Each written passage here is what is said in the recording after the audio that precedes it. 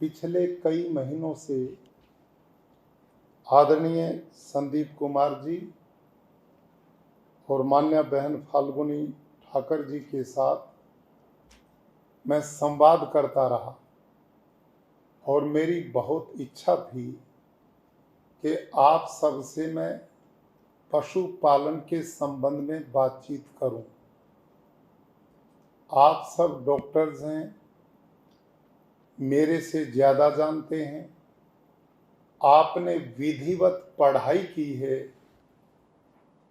पशु चिकित्सा के क्षेत्र में और पशुओं का उपयोग ज़्यादा से ज़्यादा कैसे लिया जा सकता है।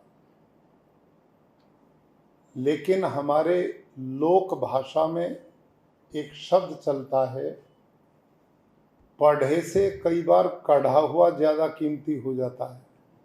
आप समझते हैं इस बात को? प्रैक्टिकल जो काम है वो ज़्यादा प्रामाणिक होता है। तो मैं अपने अनुभव से आपको अपनी बात शुरू करता हूं। मैं निवेदन वर्चुअल रूप से जो जुड़े हुए भाई बहन हैं उनसे विशेष रूप से करूंगा, क्योंकि उनको हम देख नहीं रहे। मोबाइल का ज़माना है, थोड़ा मोबाइल का कुछ समय के लिए दूर रखेंगे तो बड़ी कृपा होगी। और मैं निवेदन करूंगा कि आप पे नोट्स बुक हो तो उसका भी समय समय पर ज़रूर उपयोग करेंगे, तो इसका लंबे समय तक स्थायी लाभ होगा।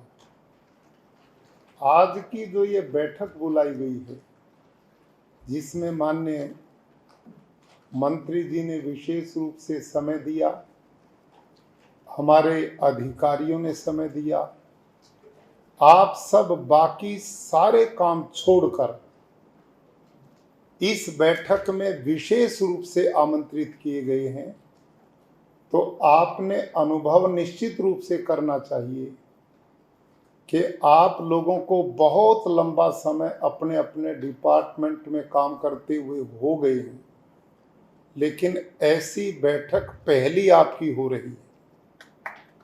तो आप इस बैठक की गंभीरता को जरूर समझें, मेरा ये नम्र निवेदन है। आप सब जानते हैं कि इस समय भारत के यशस्वी प्रधानमंत्री श्रीमान नरेंद्र मोदी जी भारत का चहुमुखी विकास करते हुए और इसको विकसित राष्ट्र बनाने की दिशा में काम कर रहे हैं। आज का जो प्रसंग है उस मिशन में एक बहुत बड़ा सहयोगी होने वाला है। मेरे से पहले माननीय सचिव महोदय श्री संदीप कुमार जी ने अपने विचार रखे, उसके बाद माननीय मंत्री जी ने अपने विचार रखे। अब तक गुजरात में जो गतिविधियां पशुपालन के क्षेत्र में चल रही हैं, निश्चित रूप से बहुत अच्छा प्रयास चल रहा है। मैं आप सबको, माननीय मंत्री जी को और पशुपालन विभाग के उच्च अधिकारियों को बहुत साधुवाद और बधाई इसके लिए देता हूं। लेकिन साथ में निवेदन करता हूं, अभी हमने बहुत आगे जाना है। जब कोई व्यक्ति अपनी उन्नति को समझ लेता बहुत हो गई है, तो वहीं पर उसका विकास बंद हो जाता है। जब व्यक्ति सीमा के बंधन से रहित अपने कर्तव्य के साथ ईमानदारी से काम करता हुआ चलता है, तो वो अनुभव करता कि मैं रुक जाता तो बहुत बड़ी गलती करता। बहुत स्कोप है, बहुत संभावनाएं हैं। भारत दुनिया में सबसे बड़ा उत्पादक देश है, इसे इनकार नहीं किया जा सकता। लेकिन हमने बात सोचनी चाहिए, आदि काल से हम कृषि प्रधान देश रहे और पशु और खेती का चोली दामन का संबंध है, वो एक दूसरे के पूरक हैं। भारत में एक काल ऐसा था 60 के दशक से पहले कि जब कोई यूरिया, फर्टिलाइजर, पेस्टिसाइड, इंसेक्टिसाइड कोई यूज नहीं करता था।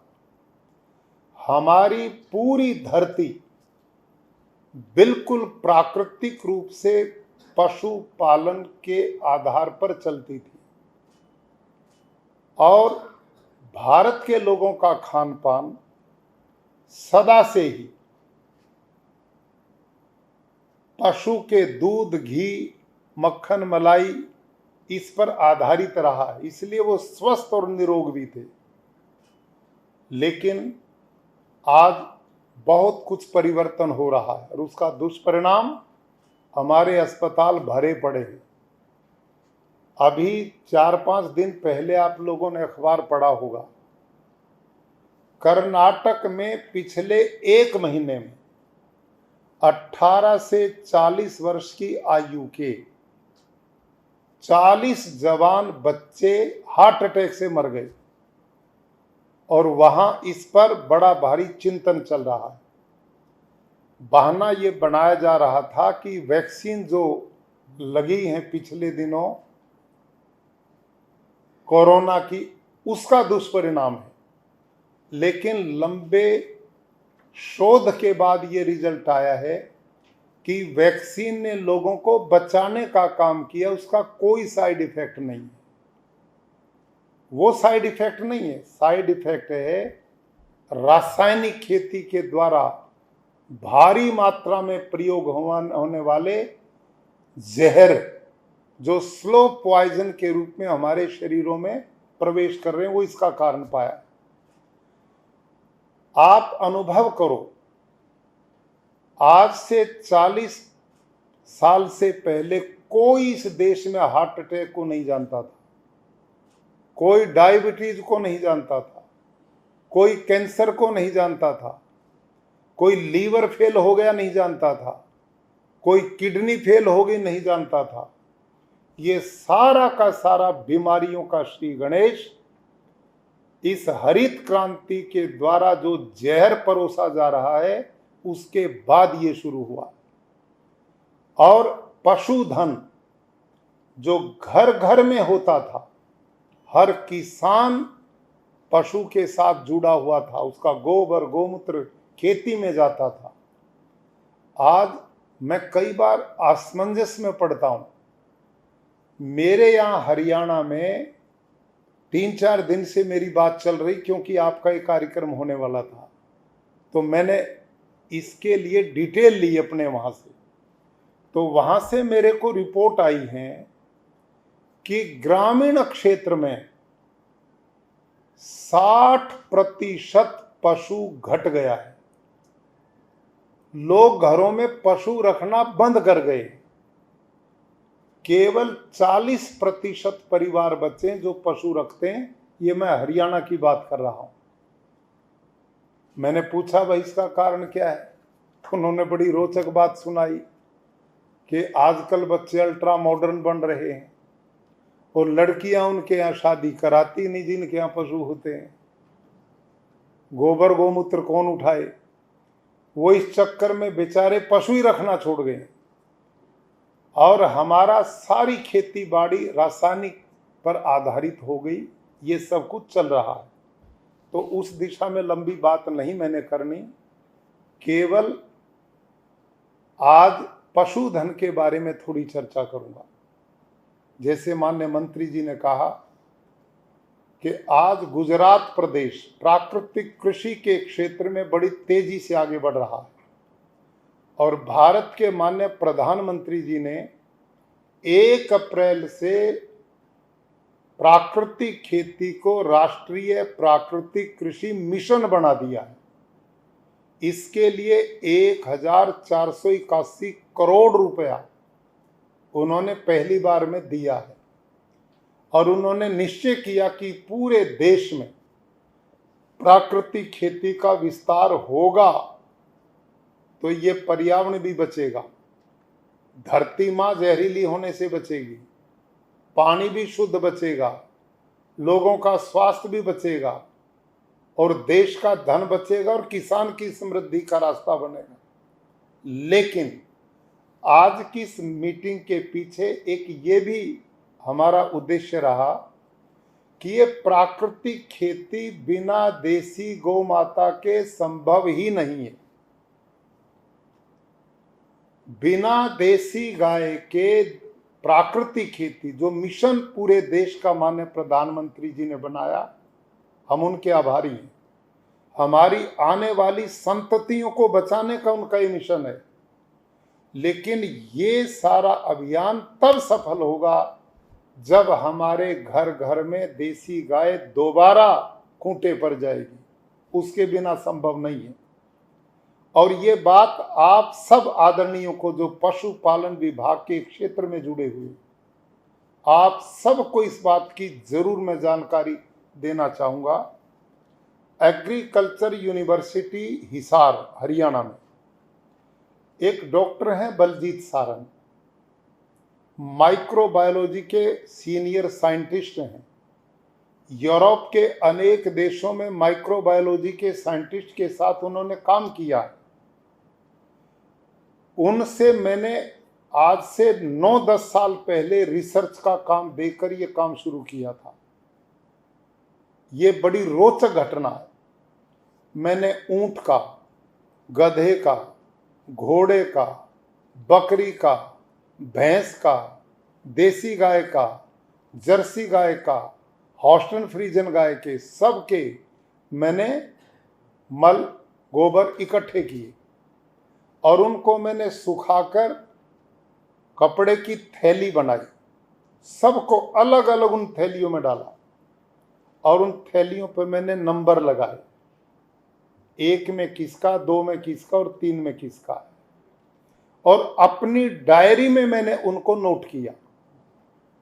डॉक्टर साहब को नहीं बताया, साइंटिस्ट को नहीं बताया कि इसमें क्या है, लेकिन उनको मैंने दे दिया, आप इस पर रिसर्च करिए कि धरती माता के लिए, किसान के लिए इनमें सबसे ज्यादा कौन सा गोबर उपयोगी है।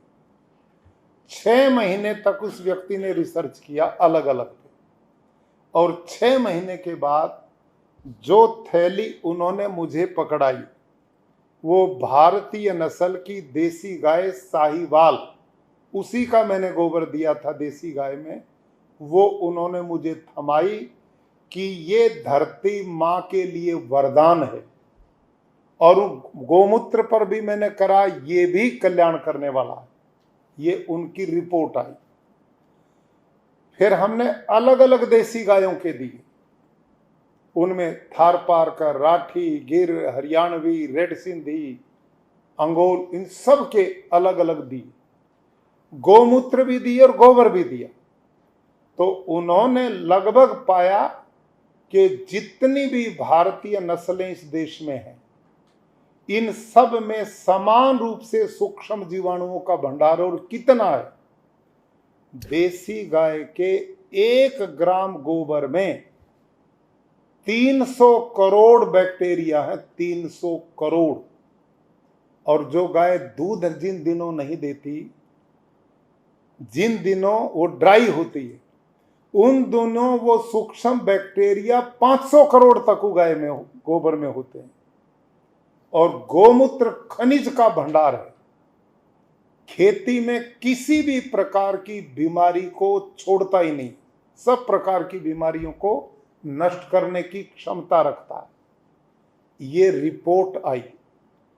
उसके बाद मैंने हिमाचल में, आपके प्रदेश में और बाकी भारतवर्ष के अलग अलग प्रांतों में मैं जा रहा हूं, और सब सरकारें इस मिशन को आगे बढ़ाने पर लगी प्राकृतिक खेती की।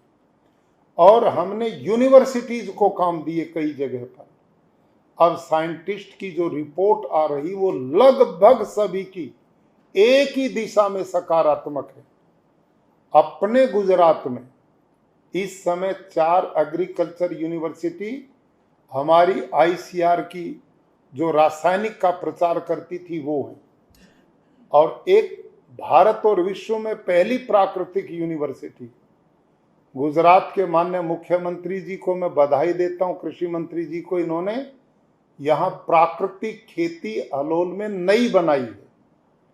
तो इनमें जो 3 यूनिवर्सिटीज को हमने काम दिए थे, आनंद को, दांतेवाड़ा को, जूनागढ़ को, हमारी हर महीने इसी राजभवन में प्राकृतिक खेती की मासिक बैठक होती है। उसमें सभी वाइस चांसलर्स आते हैं, बीच बीच में मंत्री जी भी आते हैं और मैडम तो लगभग हर बैठक में आते हैं। तो हमारे अलग अलग सब कृषि विभाग के लोग आते हैं। तो पिछली मीटिंग में 3 साल की रिसर्च के बाद हमारी तीनों एग्रीकल्चर यूनिवर्सिटी दांतेवाड़ा, आनंद और जूनागढ़, इन्होंने समान रिपोर्ट दी है कि प्राकृतिक खेती में रासायनिक खेती से कम उत्पादन नहीं होता। जितना यूरिया, डीएपी, जहर डाल करके उत्पादन लोग ले रहे हैं, इतना ही उत्पादन प्राकृतिक खेती में मिलता है। उसके 5 आयाम पूरे किए जाएं। और इस प्राकृतिक खेती का आधार है देसी गौ माता। इसलिए उसका संवर्धन नहीं हुआ तो हम अपने देश में प्राकृतिक मिशन को आगे नहीं बढ़ा पाएंगे। पिछले दिनों माननीय अमित शाह जी राजभवन में थे, तो उन्होंने मेरे से पूछा कि आपकी ये खेती तो बिना देसी गाय के नहीं होगी। मैं कहा जी बिल्कुल नहीं हो सकती। उन्होंने कहा ये तो बड़ी चिंता, देश में तो हमारा देसी गोधन तो लुप्त हो रहा है। तो वो बड़े चिंतित थे, इसे हमें आगे बढ़ाना चाहिए। तो आज की इस बैठक के पीछे आप सब आदरणीयों को बुलाने का उद्देश्य ये है कि आप मिशनरी बनकर के अपने आप को केवल एक पशुपालन विभाग का डॉक्टर कर्मचारी मत मानिए, वो तो है ही, लेकिन आपने जिसको भारत में गौ माता कहते हैं और हम बोलते हैं गौ माता की सब जय बोलते हैं, आप भी बोलो गौ माता की, गौ माता की। ना दूध पिएंगे ना गौ पालेंगे, गौ माता की हो जाएगी। क्यों साहब, यही चल रहा ना? चल तो ये रहा है, तो कैसे जय होगी? इसके लिए आपने गौ माता के जो गुण हैं, मेरे को भी नहीं पता था, मैं भी इतना ही मानता था कि हिंदू समाज में गौ माता को आदर भाव से देखते हैं। गावो विश्वस्य मात्र, वेदों में भी गाय का महत्व है, पुराणों में भी है, सब जगह है, भरा पड़ा है। लेकिन मुझे तो अब पता लगा जब साइंटिफिक ढंग से साइंटिस्ट ने इसके गोबर गोमूत्र पर रिसर्च किया और पाया कि जैसे दूध इसका अमृत तुल्य है, A2 दूध, लेकिन गोमूत्र तो, गोबर तो उससे भी ज्यादा कीमती खेती के लिए। आप कुछ समय के लिए दूध छोड़ दें तो काम चलेगा, लेकिन धरती में जो उत्पादन होता है, गेहूं, चावल, दाल, सब्जी, फल, भाजी, तो कैसे जिंदगी चलेगी? लेकिन उसका आधार ही गाय माता है, अद्भुत गुणों का भंडार है। हमारी ही तीनों यूनिवर्सिटी ने रिसर्च के बाद प्रस्तुत किया। नेमाटोड नाम की एक बीमारी है, खेती में आती है, आपने भी पढ़ा होगा, पढ़े लिखे लोग हैं। वो जड़ें में फंगस लगता है, बड़े बड़े बाग सूख जाते हैं, पौधे खत्म हो जाते हैं, बढ़ने के बाद नष्ट हो जाते हैं, किसान की मेहनत खत्म, पैसा भी खत्म और किसान बर्बाद होता है। आज तक पेस्टिसाइड में नेमाटोड का कोई इलाज परमानेंट नहीं है, लेकिन हमारी यूनिवर्सिटीज ने 3 साल में रिजल्ट दिया है कि परमानेंट सॉल्यूशन यदि कोई है तो देसी गाय का गोमूत्र के द्वारा हम जो अग्नि अस्त्र बनाते हैं, ब्रह्मास्त्र बनाते हैं, वो इस बीमारी का परमानेंट समाधान मिला है। एक मिलीबग बीमारी आती पेड़ों में जो बर्बाद कर देती है। साइंटिस्ट क्या बोलते हैं, जहां जिस टहनी पर लगे उसको काटो और धरती में दबा दो या अलग रखो और जला दो, ये बोलते हैं, इतनी खतरनाक है। लेकिन आपको आश्चर्य होगा, कुल 24 घंटा में मैंने अपने 180 एकड़ का खेत है मेरा कुरुक्षेत्र में, आप कभी मिले तो सब देखना, वहाँ बागवानी भी है। तो मेरे यहाँ मिलीबग आया तो मैंने 50% देसी गाय का गोमूत्र और 50% पानी दोनों का मिश्रण करके स्प्रे कर दिया उस पे। शाम को किया, सवेरे मिट्टी की तरह झड़के खत्म हो गई केवल 24 घंटा में। क्या लगा जी? किसान का ना पैसा लगा, न पौधे को हमने जहर से अलंकृत किया। तो आप देखो कितना सस्ते समाधान थे हमारे। तो गोमूत्र जो है वो बहुत बड़ी औषधि। तो हमने प्राकृतिक खेती मिशन पूरे देश में अब चला दिया। भारत सरकार ने, प्रदेश सरकार, माननीय मुख्यमंत्री जी, कृषि मंत्री, हमारा विभाग इस काम पर तेजी से आगे बढ़ रहा। लेकिन आपके सहयोग के बिना, आज जो आप बंधु बैठे, आपके सहयोग के बिना हम इस पवित्र मिशन में सफल नहीं हो सकते। यदि प्राकृतिक खेती को बढ़ाना है तो इसमें आप सब पशुपालन विभाग के आदरणीय डॉक्टर्स, अधिकारी, कर्मचारी, आपकी बड़ी भारी, बहुत बड़ी भूमिका इसमें रहने वाली। यदि आपने इस मिशन को इस भाव के साथ, क्योंकि आज किसान बहुत तेजी से दुखी है, बहुत दुखी है, उसकी धरती बंजर हो गई है।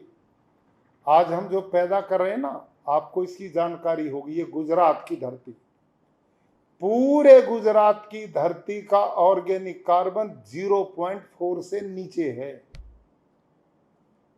और साइंटिस्ट कहते हैं जिस धरती का ऑर्गेनिक कार्बन 0.5 से नीचे है वो बंजर होगी नहीं, वो बंजर हो चुकी है।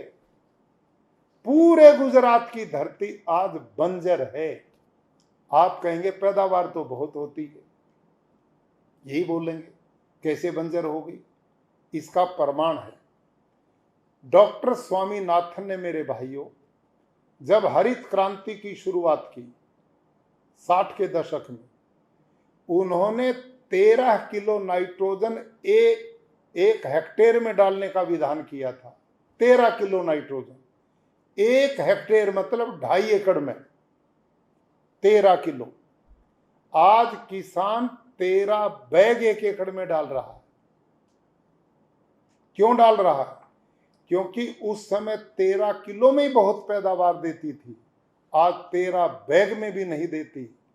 क्यों? क्योंकि धरती बंजर हो गई, बलात् जबरदस्ती उसे लिया जा रहा है। और ये और बढ़ेगा। और जितना ये पेस्टिसाइड, यूरिया, डीएपी बढ़ेगा, उस अन्न को आप खाएंगे, आपके बच्चे खाएंगे, देश के लोग खाएंगे, उनको बीमारी से नहीं बचाया जा सकता। कितने हॉस्पिटल खड़े कर लो, कितने डॉक्टर्स की खोज करो, जब तक मूल पर चोट नहीं होगी, पत्तों पर पानी छिड़कने से पेड़ हरा नहीं होता। मूल को पकड़ो। मूल कारण क्या है? आज सब चीज में जहर है। अभी 3-4 महीना पहले एक डॉक्टर ममता शर्मा, साइंटिस्ट हैं, उस मैडम ने 30 ऐसे बालक लिए जो 1 महीना में पैदा हुए थे, पिछले 1 महीने, और 30 बच्चों के ब्लड सैंपल लिए, उस पर टेस्टिंग की तो सब बच्चों के ब्लड में पेस्टिसाइड पाए गए। उस माँ जो दूध बच्चे को पिलाती थी, वो दूध माँ का लिया, उसमें पेस्टिसाइड, उसमें यूरिया। जिस गाय भैंस का लिया, उसमें यूरिया। तो हम जा कहां रहे? किस दिशा में हम बढ़ रहे हैं? और इसके दुष्परिणाम कितने हैं? रिपोर्ट्स हैं। अभी मेरे को डॉक्टर टिम्बड़िया जी ने ब्राजील की रिपोर्ट दी 3-4 दिन पहले, ऊपर मेरे पास पड़ी। ब्राजील के लोगों ने पिछले 26 साल से कंटिन्यू रिसर्च की और उस रिपोर्ट में लिखा है वहां भारी मात्रा में कैंसर बढ़ रहा है, अनेक जघन्य रोग बढ़ रहे हैं और वहां के बालकों के डीएनए चेंज हो रहे हैं। ये हाल हो गया। और ये सब चीज वहां नहीं, यहां भी है। आज छोटे छोटे बच्चों को कैंसर हो रहा है। उन्होंने कौन सा धूम्रपान किया है, कौन से दारू का प्रयोग किया है, उन्होंने बेचारों ने क्या गड़बड़ की है। जिसकी उम्र ही 6-7 साल है वो भी कैंसर है। आप कैंसर हॉस्पिटल में जाओ, देखो वहां हाल क्या है। किसी भी अस्पताल में चले जाओ, वहां जगह नहीं मिल रही। हॉस्पिटल बढ़ रहे हैं, बीमार उनसे ज्यादा बढ़ रहे हैं। आखिर कारण तो होगा कुछ। पहले ये सब चीज थी नहीं, लोग 100-100 साल तक स्वस्थ जीते थे। आज इन सब का कारण बहुमूल्य है हमारी जिंदगियां, जो राष्ट्र की बहुत बड़ी संपत्ति। बड़े बड़े इंटेलिजेंट लोग, कैंसर हो गया चले गए, कितना बड़ा समाज को नुकसान है, परिवारों की बर्बादी। आप सब जितने यहां बैठे हैं और मेरे को सुन रहे हैं, आप सोचिए, भगवान ना करे किसी के घर में एक आदमी को कैंसर हो जाता है तो उस घर में कोई शांति बचती है, पैसा बचता है, सारा घर बर्बाद हो जाता। और आज ये बहुत तेजी से बढ़ रहा। रिपोर्ट्स हैं, माता पिता बहुत इंटेलिजेंट है, बच्चे मंदबुद्धि पैदा हो रहे हैं उनके घर में। आपने देखा होगा, रिपोर्ट्स हैं। माँ बाप हाई क्वालिफाइड हैं और बच्चे मंदबुद्धि उन्हीं के घर में। क्यों? क्योंकि गर्भ में जो खान पान माँ द्वारा अंदर जा रहा है उसमें इतना पेस्टिसाइड, यूरिया का प्रयोग वो बच्चों के मस्तिष्क को ही अंदर खत्म कर रहा है। आज रिपोर्ट्स हैं, आने वाले बालक बच्चे नहीं पैदा कर पाएंगे, जहर नहीं चलता रहा तो। चिंता ही नहीं किसी को, सोचता ही नहीं इस दिशा में, कैसे काम चलेगा।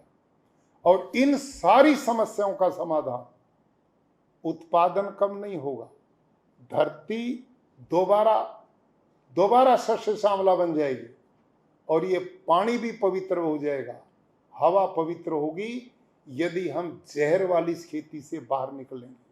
और ये जहर वाली खेती से बाहर निकलने का साधन केवल और केवल देसी गौ माता है, जिससे जीवामृत, घन जीवामृत और इसकी पेस्टिसाइड जो हम देसी बनाते हैं वो सब गौ माता के गौमूत्र से बनते हैं। तो मेरे सभी आदरणीय बंधुओं, आपसे मेरा निवेदन है कि हमने गौ को लाभकारी बनाना पड़ेगा। जब तक लाभकारी नहीं होगी, जय बोलते रहो, कुछ होने वाला नहीं है, ढोंग है, कुछ फायदा नहीं। हमारे घर में जो बच्चा कमाता नहीं ना, माँ बाप उसे बाहर का रास्ता दिखा देते हैं। उसी को लोग पसंद करते हैं जो कमा करके लाता है। जो गाय खाए 100 रुपए का और दे 50 रुपए का, कितने दिन पालोगे? जब गाय खाएगी 50 का, देगी 100 का, उसके बाद उसके प्रति सम्मान का भाव, पालने का भाव बढ़ेगा। और इसका तरीका एक और एक केवल है, नस्ल सुधार। ब्रीड इंप्रूवमेंट नहीं होगी तो तब तक गाय लाभकारी हो ही नहीं सकती। गौशालाएं हमारे यहाँ, गौशाला केवल उनके बाड़े हैं। गौशाला से ना तो गौ का संवर्धन होगा, न वो लाभकारी बन सकती। वो तो बेचारी लूली लंगड़ी बेसहारा दुखिया, उनको जो लोग पाल रहे हैं वो बधाई के पात्र हैं, पुण्य काम कर रहे हैं। लेकिन आप सबसे मेरा निवेदन है, आप सभी गौशालाओं में भी जाते हैं, लोग आपको वहां भी ले जाते होंगे, आप वहां भी इस मिशन को चालू कर सकते हैं।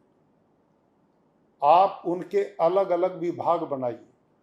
जो लूली लंगड़ी बेसहारा ऐसी गाय हैं जो केवल सेवा की पात्र, उनका एक अलग विभाग बना करके वहां उनकी सेवा हो।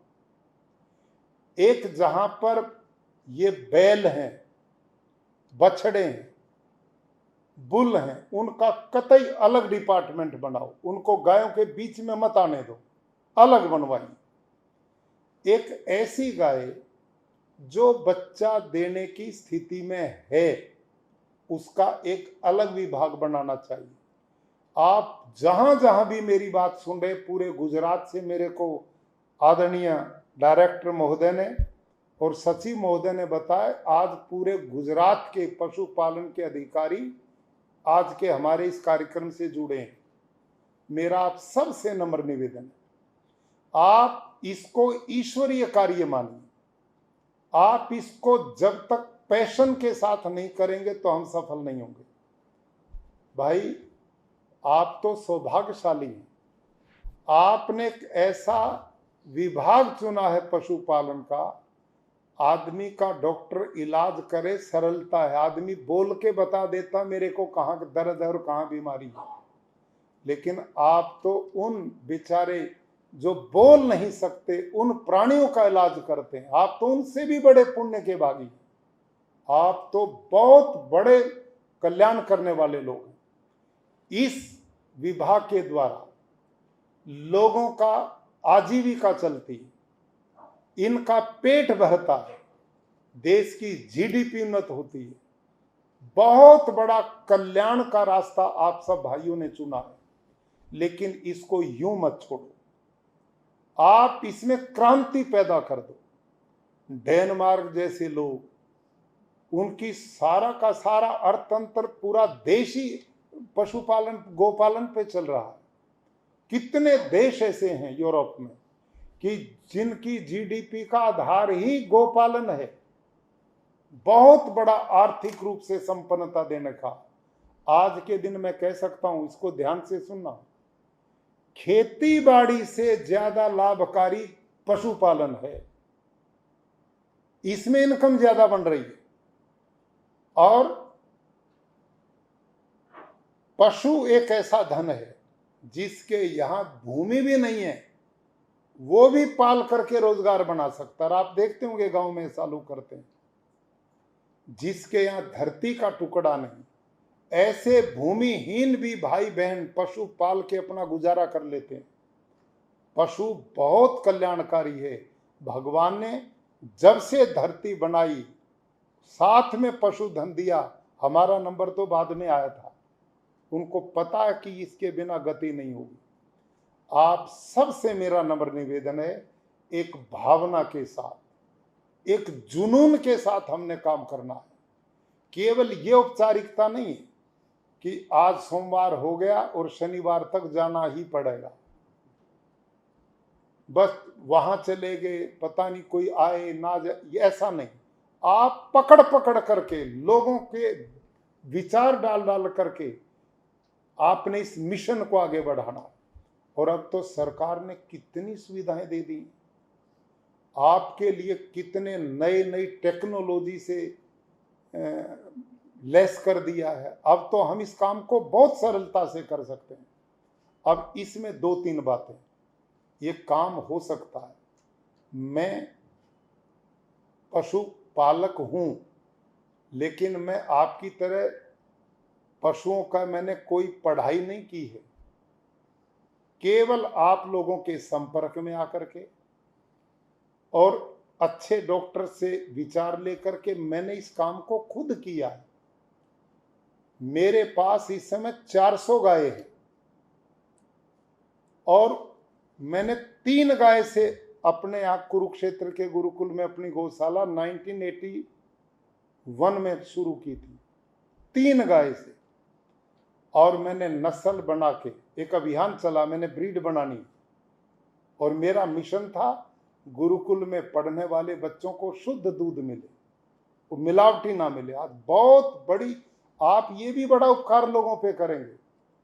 आज बाजार में सब आर्टिफिशियल दूध भी मिल रहा है, सिंथेटिक दूध, पनीर, दूध, कुछ भी ले लो आप, क्या नाम, खोआ, ये सब मिल रहा है। यदि आपने पशुधन को उन्नत कर दिया और जब शुद्ध दूध मिलने लगा तो उस पर भी बैन धीरे धीरे लगेगा, तो आप बहुत बड़ा कल्याण मानवता के लिए कर सकते हैं। तो मैं जो निवेदन कर रहा था, पैशन कैसे काम करता है और कैसे उसमें सफलता मिलती है, मैं अपना उदाहरण आपको देता हूं। 3 गाय से मैंने शुरू किया अपना काम।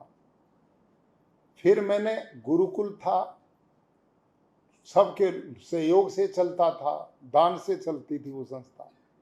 तो मैंने 7 लाला जी पकड़े सेठ जी, उनसे कहा भी एक एक गाय तुम इस गुरुकुल में दान करो, बच्चों दूध पिएंगे तुम्हें पुण्य मिलेगा। उन्होंने वो दी, मेरे पास 10 गाय हो गई। 10 गाय हुई तो हमारे यहाँ राष्ट्रीय डेयरी अनुसंधान संस्थान NDRI करनाल में, सुना होगा आपने, मेरे कुरुक्षेत्र से वो कोई 35-40 किलोमीटर दूर है। कैसे एक सामान्य आदमी, मैंने कुछ नहीं पढ़ाई की इसकी, आप इसके बारे में सब कुछ जानते हैं, आप ही लोगों से सीख करके कैसे ब्रीड बनती है। मैं क्या करता था उस जमाने में, उन दिनों ये थर्मस आजकल की तरह बढ़िया वाली नहीं आती थी, एक ऐसी थर्मस आती थी इसमें शीशा होता था अंदर। मैं उस थर्मस को लेता, एक दुकानदार पे जाता जो बर्फ रखता था, तोड़ के इसमें बर्फ भरता, और मैं मेरे गुरुकुल से 12 किलोमीटर दूर तक मैंने एक बस पकड़ के जाना पड़ता था। उन दिनों ऐसी बसों का 1-1 घंटे में आती थी, खड़ा रहता था। मैं उस बस में चढ़ता, 12 किलोमीटर उतरता, फिर वहां से दूसरी बस पकड़ता, करनाल का एक लिबर्टी चौक था, मैं उस पर उतरता, वहां से 3-4 किलोमीटर में पैदल जाता, NDRI का जहां बुल सेंटर था मैं उसमें जाता, और मैंने सब बुल के लिस्ट लेकर के उनकी इल्ड ली थी और उस पर निशान लगा लेता था, इतना नंबर बुल, ताकि इनब्रीडिंग भी ना हो मेरी गौशाला में। मैं बुल के नंबर रखता और वहां से जाकर के सीमन लेता, और उसी ढंग से फिर मैं वापस जाता, और फिर वापस में जो पशुपालन विभाग का हॉस्पिटल था मैं उसमें जाता, वहां आप भाई जो डॉक्टर था उसको लेता।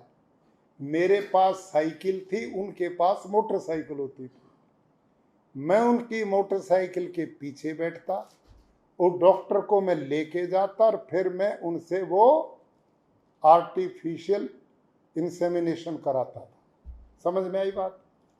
ये काम मैंने 22 साल करवाया,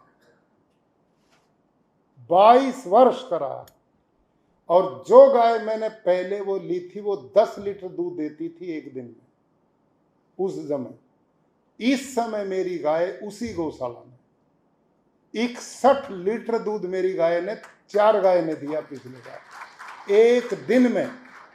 मेरे पास इस समय जाके देख सकेंगे आप, 40-50 गाय मेरे पास ऐसी हैं जो 40 लीटर से 50 लीटर तक दूध प्रतिदिन देती हैं, प्रतिदिन।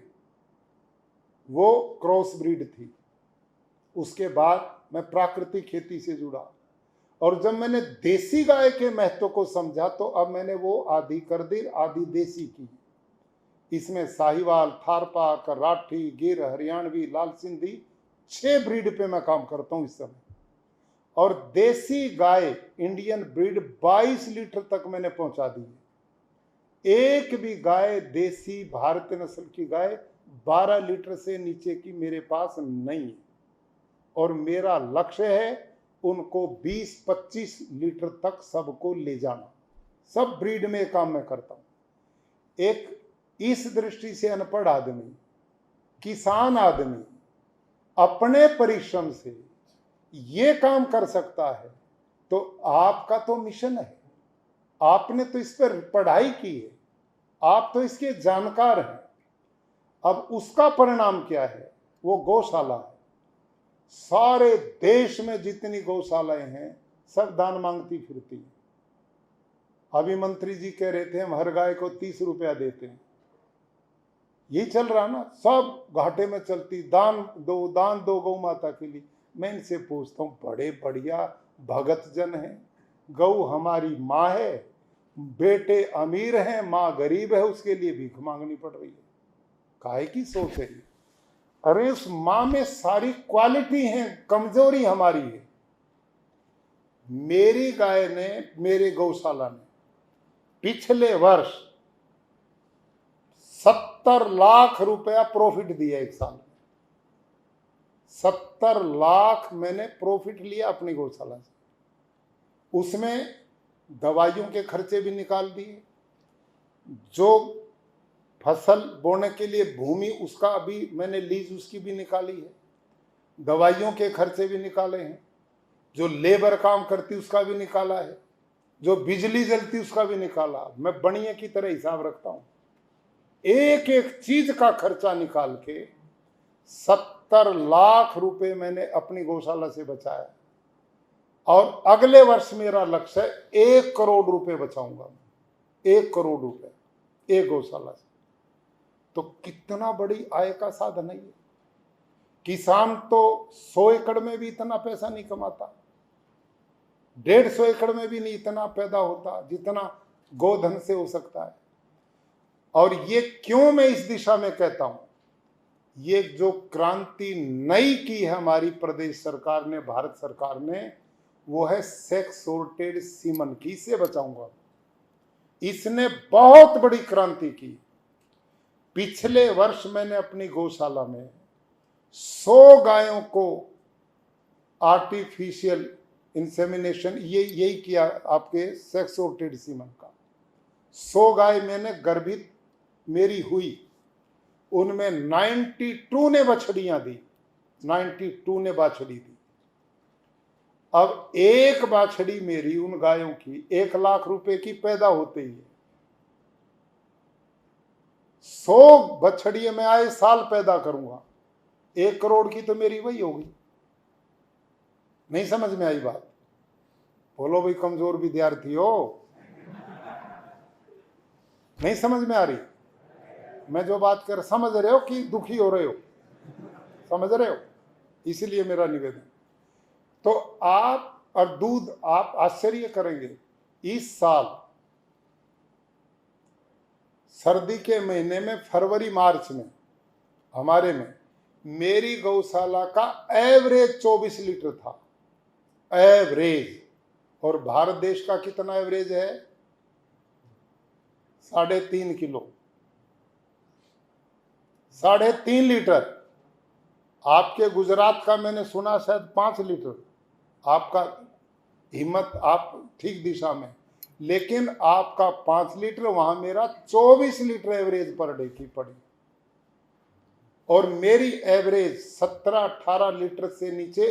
अब सबसे गंदा सीजन है पशु के लिए ये जो चल रहा वर्षा काल, ये 3 महीने ना, जुलाई, अगस्त और सितंबर, इसमें मच्छर, मक्खी, गंदगी, पानी बहुत होता है। पशुपालक भी है आप में, या डॉक्टर आप सारे? कोई पशुपालक भी है? कोई पशु रखते हैं आप में? कितने प्लीज? फिर कैसे चलेगा गौपालन है? ये तो 4-5 ही है। तो भाई, पशु जो रखता ना उसको पता, मेरे को पता, ये जो दिन है सबसे गंदे हैं, इसमें भी मेरी 17-18 लीटर की एवरेज चलती है। और बाकी में मेरा पूरा साल 20 से ऊपर एवरेज प्रति पशु चलती है। आप मेरे को बताओ, जो गाय 20 लीटर प्रतिदिन दे देगी, उसे कोई मारेगा? उसे कोई सड़क पे छोड़ेगा? उसे कोई पालने से इनकार करेगा? 20 लीटर गाय प्रतिदिन दूध दे दे, वो 3-4 एकड़ के किसान से ज्यादा पैदावार देगी उसको। ये उसका भला करेगी। कितना बड़ा आप रोजगार दे सकते हैं। आज आप लोगों को जो कष्ट दिया ना बुलाने का, वो इसलिए मेरा निवेदन है कि इस समय जो सेक्स सॉर्टेड सीमन, और हमारी प्रदेश सरकार, माननीय मुख्यमंत्री जी और मंत्री जी को मैं बधाई देता हूं कि उन्होंने कुल 50 रुपए में उपलब्ध उसको करा दिया। 50 रुपए में। आप सबसे मेरा आग्रह है, किसान हूं मैं, किसान को लाभ की चीज बताई जाए वो पीछे नहीं हटेगा। आप थोड़ा समय लगाइए, थोड़ा समय निकाल कर किसी दिन ड्यूटी से अलग गांव में चले जाओ, गांव के लोगों को, मुखिया 10-5 को बुला लो, उसमें सरपंच हो सकते हैं, कोई नंबरदार, कोई बड़े अच्छे किसान जो पशुपालक, उनको बुलाओ और उनको बताइए आप सेक्स सॉर्टेड सीमन क्या है। ये हाइल्डर बुल जो सिलेक्टेड होता उसका सीमन है, वो दूध क्यों ज्यादा देगी, उसको पर आप वैज्ञानिकता बताओ ना, क्यों दूध ज्यादा देगी? नॉर्मल बुल से क्यों नहीं देगी? क्योंकि उस बुल की क्वालिटी का नहीं पता है। वो क्वालिटी का बुल है, उसका पूरा का पूरा रिकॉर्ड है। जो हाइल्ड बुल होगा, ब्रीड उसी से बनती है। तो उनको आप बछड़ी कराइए। गाय आर्टिफिशियल इंसेमिनेशन होगा तो उससे लगभग बछड़ी आएगी। एक बात। दूसरा, अब आप में कितने बंधु हैं जो मेरे को सुन भी रहे और आप भी हैं। अब डॉक्टर जो मेहसाणा साहब आए थे यहाँ पर, उन्होंने बताया मैंने 50% उसमें कामयाबी प्राप्त की। इनके लिए ताली बजानी चाहिए। ये है व्यक्ति का पैशन, ये वैसे नहीं होगा। ये भी एक टेक्नोलॉजी जो विशेष रूप से मैं निवेदन करना चाहता हूं आपसे, इसके लिए आपने बिना पैशन डेडिकेशन के कर ही नहीं सकते। किसान आया, आपको कहा जी मेरी गाय को टीका लगा दो, वो आज हीट में यही बोलता है। आप चले गए क्योंकि उसने बुला लिया। मैंने ना तो ये जांच की कि ये गाय अनुकूल है भी कि नहीं, इसकी हीट सीमन के अनुकूल है कि नहीं। बस उसने बुला लिया, मैंने टाइम लगा दिया और जाओ करके आ जाओ। कतई गलत सिस्टम, बिल्कुल गलत। आप जिस इलाके में पशुपालक जितने भी अच्छे अच्छे हैं, उनको आप मीटिंग करिए, उनको बुलाइए, समझाइए और उनको बताओ गाय जब हीट में आती है तो कम से कम उसका टाइम तुरंत नोट करें और 12-18 घंटे 12-14 घंटे तक आपने सीमन नहीं देना चाहिए उसको। उसका वो कोई फायदा नहीं। सरकार ने वो 300 रुपए की चीज 50 में दी, वो सरकार का नुकसान है, किसान का भी नुकसान है, बहुत बड़ा नुकसान है। आप गंभीर सोचिए, एक गाय ने जो आज 21 दिन पहले बच्चा देना था, आपने दूसरी हिट को 21 दिन पीछे पहुंचा दिया और वो पता नहीं कब तक ऐसा करती रहेगी। जितना आप ब्रेक मारोगे, गैप दोगे, उतना ही किसान आर्थिक रूप से पिछड़ता जाएगा। हाँ या ना? उसका कितना बड़ा लॉस होगा, खड़ा खाएगी उसके घर में वो कुछ नहीं दे रही है। आपने और मैंने सोचना चाहिए किसान के लिए कि ये कितना बड़ा नुकसान। मैं तो मिशनरी आदमी हूं, मैं तो बुल बना बना करके फ्री में देता हूं लोगों को, मैं पैसे नहीं लेता। कल भी मेरे 2 बुल आए हैं बनास डेयरी में। बनास डेयरी है ना जो शंकर भाई चौधरी की, उसमें 2 बुल भेजे मैंने कल। मेरा एक बुल ऐसा है जिसकी 9 बछड़ी मेरे पास ब्याई बच्चे दिए। पहले ही बार में 42 लीटर से ऊपर दूध दिया मेरी 9 बछड़ी ने, पहली बार। और वो बुल मैंने इनको भेजा, क्यों भेजा? कि मेरे पास ये मेरी इन गायों के काम आएगा, लेकिन बनास डेयरी में भेजकर मैं उनके सेक्स सॉर्टेड सीमन बनवाऊंगा।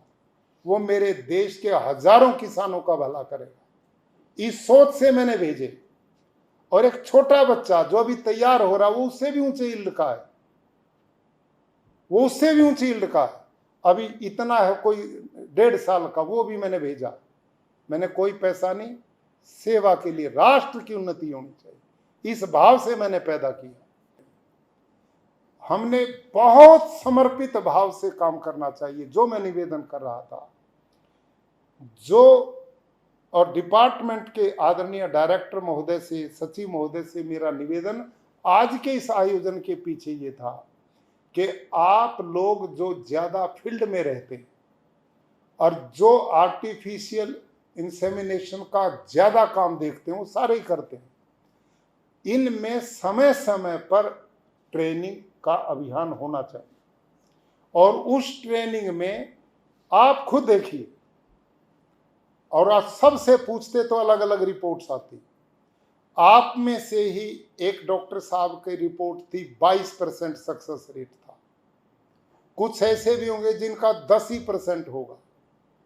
लेकिन यहां पर महसाना वाले डॉक्टर साहब का 50% रेट। जब डॉक्टर महसाना 50% दे सकते हैं तो हम सब क्यों नहीं दे सकते? ये है सोचने की बात। और ये 50% दे सकते तो हम 60% पे क्यों नहीं जा सकते? ये है कंपटीशन सकारात्मक, जो हमारा कल्याण करेगा। इसके बिना गति नहीं होगी। और इसके लिए हमारा जो रेट है ना, वो मेरे जो डॉक्टर का वो 66% है। जो मेरा डॉक्टर करता ना, 66% हमारा पिछले साल का क्या नाम सेक्स सॉर्टेड सीमन का ये रेट, दूसरे का नहीं, सेक्स सॉर्टेड का। वो क्या करते हैं डॉक्टर साहब, जब गाय हिट में आती है उसको बिल्कुल आराम से चेक करते हैं कि भी उसके गर्भाशय में कोई इन्फेक्शन तो नहीं है। उसका डिस्चार्ज उसको चेक करता, शीशे की तरह चमकता, कोई इन्फेक्शन तो नहीं है। जब उसने देखा बिल्कुल ठीक है, वो गाय हिट में नोट करता आदमी तुरंत, और उसको कम से कम 14-15 घंटे के बाद सीमन देता है। उस गाय को ठंडे पानी से स्नान कराता है, फिर अगले 12 घंटे के बाद फिर दोबारा करता है। अब हमारी गड़बड़ क्या है, हम टाइम से जुड़े, एक बार सीमन दे के आते हैं, दोबारा नहीं जाते। इसमें सफलता नहीं मिलेगी, नहीं मिलेगी। इसमें सफलता मिलेगी कि आप पहले सीमन के बाद एक 12 घंटे के बाद जो देते हैं वो बहुत बड़ी सफलता देता है। और उसके बाद किसान को बोलो ठंडे पानी से स्नान कराओ, नंबर 1। नंबर 2, उसका जो डाइट है उसको डाउन करो। उसकी जो डाइट जितनी चल रही वो कम करो उसकी, ताकि उसको थोड़ा रिलैक्स मिले। सारी एनर्जी उसके दूध में चली जाती, उधर वो काम नहीं कर पाता। ये बहुत बड़ा कारण है। नंबर 2, जिस पशु में रिपीटर का दोष आ गया वो किसी काम का नहीं रहता, किसान उसे सड़क पे छोड़ देता है। 8-10 बार करेगा और फिर सड़क पे छोड़ देगा। यही हमारे लिए सारे देश में प्रॉब्लम है। गाय सड़कों पे धक्की खाती फिरती है।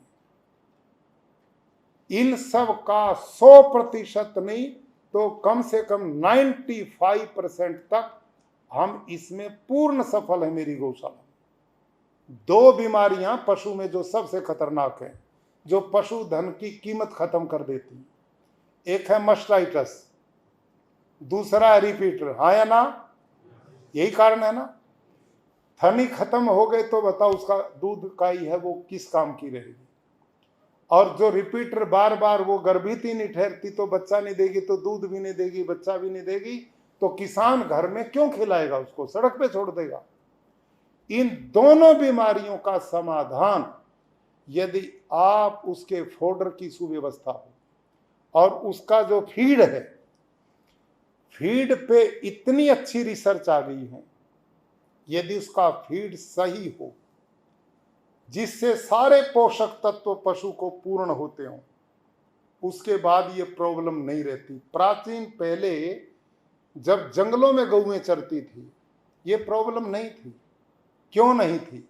इसलिए नहीं थी कि जंगल में गाय चरती थी, सब जड़ी बूटियां खाती थी, अलग अलग तरह के घास खाती थी, सब तरह के पोषक तत्व नेचुरल उसको मिलते थे और उसका शरीर पूर्ण पुष्ट और स्वस्थ रहता था। अब आज पशुधन को खूंटे पे बांध दिया, जंगल में जाते नहीं, वो आहार नहीं मिलता, जो खिलाते हैं वही मिलता है। एक ही जैसा 12 महीने उसको खाना मिलता है, तो उससे एक ही तरह का पोषक तत्व जो उसमें वो तो मिलेंगे, बाकी कहाँ मिलेंगे। तो उसके लिए अब इस समय एक मजबूरी बन गई कि हम उनको ऐसी फीड में ही मिलन मिक्सचर और फीड ऐसी बनाएं। और मैंने अनुभव किया, मैं इन सब बीमारियों में से निकला हूं। ऐसा मेरी 20-40 लीटर की गाय, 50 लीटर की गाय मास्टाइटिस से खत्म हो गई, कोई रिपीटर हो गई, बड़े संकटों से गुजरा। लेकिन हम आज केवल उनकी फीड पे, उनका संतुलित फीड के कारण मास्टाइटिस भी 0 पे आ गया और रिपीटर भी 0 पे आ गया। बिल्कुल सही 3 महीने के बाद मेरी गाय अपने आप, आज बच्चा दिया, 3 महीने के बाद में अपने आप वो स्थिति में आ जाती है अपने आप, क्योंकि उसको डाइट इस प्रकार की मिल रही, दूध भी पूरा है, समय पर गर्भित होगी, और जब उसमें पोषक तत्व पूर्ण है तो वो गर्भ धारण करने में भी अनुकूलता प्रकट करेगी। ये जो बार बार रिपीट होता पशु, वो उसके अंदर पोषक तत्वों का अभाव है, उसमें कुछ चीजों की कमी है जिसके कारण ये प्रॉब्लम होती है। तो आप सब आदरणीयों से मेरा निवेदन है, इस पर रिसर्च हो गई है, एनडीडीबी ने इस पे काम किया है, और मैं बधाई देता हूं बनास डेयरी को, अमूल डेयरी को, हमारी डेयरी फेडरेशन को, जितने भी ये लोग हैं ये बहुत अच्छा काम कर रहे हैं। इनके पास डॉक्टर्स की टीम है, ये फोडर पर रिसर्च करते हैं, फीड पे रिसर्च करते हैं, ब्रीड पे रिसर्च कर रहे हैं। जितने भी हमारी डेयरी गुजरात में, ये सब बधाई की पात्र हैं। इस दिशा में उनका बहुत अच्छा अध्ययन है। मेरा आपसे निवेदन है कि आपका विभाग का और ये जो फेडरेशन है जो अच्छा काम करते हैं, उनसे सचिव महोदय तालमेल करना चाहिए, और जो वो काम करते हैं जितनी सफलता, तो हमारे लोगों की आपस में मीटिंग्स हो जाए, बातचीत हो जाए, वार्तालाप हो, उनके वो डॉक्टर्स हैं उनका, जैसे मैं इनके बीच में बोल रहा हूं बंधुओं के, ऐसे उनके लेक्चर हो, इनको भी लाभ होगा। देखो पूर्ण कोई नहीं है, मैं भी नहीं, आप नहीं, पूर्ण तो परमात्मा है। आदमी को हर समय सीखते रहना चाहिए, जितना विद्यार्थी बना रहेगा उतना ही वो आगे बढ़ता जाएगा।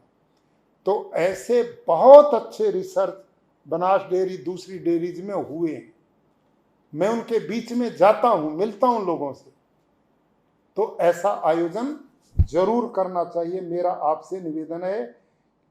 तीसरा, अंग्रेजी मेडिसिन पशुओं में भी भारी मात्रा में उपयोग में की जाती है, जबकि हमारी इन दुग्ध उत्पादक संघ जो हैं जितने गुजरात में, इनमें कई डेयरीज ने बहुत अच्छे अनुभव किए हैं देसी दवाइयों पे, होम्योपैथी पे, और होम्योपैथी की दवाई मस्टाइटिस में कई ऐसा काम करती हैं, आप दो सवेरे रिजल्ट मिलता है।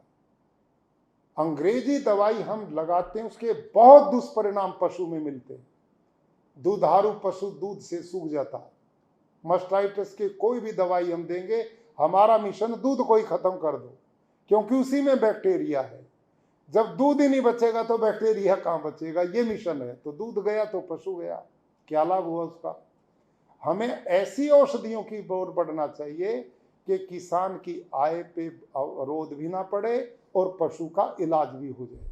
और ये काम गुजरात में सबसे अच्छा हमारे दुग्ध उत्पादक संघ कर रहे हैं, हमारी कई डेयरियां कर रही हैं, तो उनके साथ तालमेल बनना चाहिए।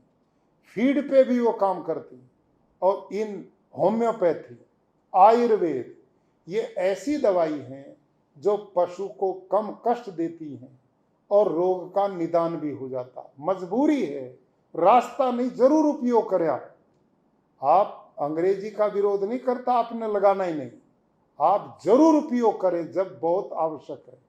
लेकिन जो काम होम्योपैथी आयुर्वेद से बनेगा उसमें दूध कम होगा नहीं, पशु कष्ट कम करेगा और वो जल्दी स्वस्थ होगा, ऐसा मैं अनुभव हमने किया है, और मैं इन दोनों चीजों को अपने यहाँ भी करता हूँ।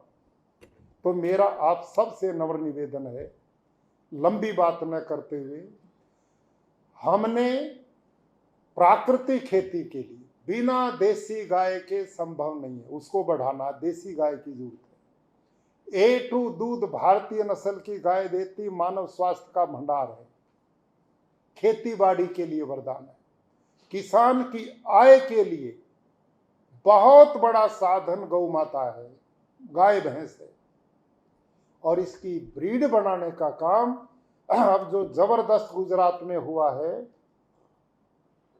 पाटन में विभाग ने सेक्स सॉर्टेड सीमन बनाने शुरू कर दिए, मैंने भी इनसे लिए, और मैं बधाई देता हूं गुजरात सरकार को। कि इन्होंने ब्राजील से गिर गाय के 12,000 इल्ड के जो बुल तैयार हो गए, 11,000 इल्ड तक के, वो सीमन आपने मंगवाए। आपने वो सीमन केवल उन गायों में प्रयोग करने चाहिए जो हाइल्डर गाय, और वो सामान्य रूप से मंगवाए हैं, वो सेक्सोर्टेड नहीं है। इसलिए इन्होंने मंगाए ताकि इससे बछड़े आएंगे तो हमारे लिए उच्च क्वालिटी के बुल बनेंगे आगे। ये बहुत अच्छा काम किया, ये बधाई के पात्र इस दिशा में, बहुत बड़ा काम हुआ। तो आपको ब्रीड बनाना कितना आसान होगा। जो 11-12 हजार इल्ड के बुल गिर गाय के, वो सीमन हमारे यहाँ आ चुके। तो ये एक अभियान आपसे मेरा निवेदन है, जो आपके क्षेत्र में हाइल्डर गाय है उस पर प्रयोग करो। बछड़ी आएगी तो भी कल्याण, और बाछड़ा आएगा तो भी कल्याण, सारे देश का काम उद्धार होगा। तो लंबी बात न करते हुए आप सबसे मेरा निवेदन है, सारी चीज आप जानते हैं, मेरे से बहुत ज्यादा जानते हैं, आपका प्रैक्टिकल बहुत बड़ा है, लेकिन इसमें थोड़ी सी गंभीरता हमने बरतनी है। जितना भी सीमन दें वो ऐसे समय पर दें जो रिजल्ट देने वाला हो, ताकि अपनी सरकार ने जितना पैसा लगाए उसका उपयोग हो। किसान मेरे भाई और बहनों ध्यान करो, जिस दिन आप उसकी गाय को गर्भित करने जाते हैं उस दिन किसान 10 साल आगे भी जा सकता है और 10 साल पीछे भी जा सकता है, यह आप पर निर्भर करता है। यदि वो सीमन हाई क्वालिटी का है तो किसान समझो 10 साल आगे पहुंच गया, और वो किसी काम का नहीं तो 10 साल पीछे चला गया। ये जो गौशालाओं में बुल छोड़ रखे, इन पर कोशिश करो कि इनको खस्सी करा करके अलग किया जाए।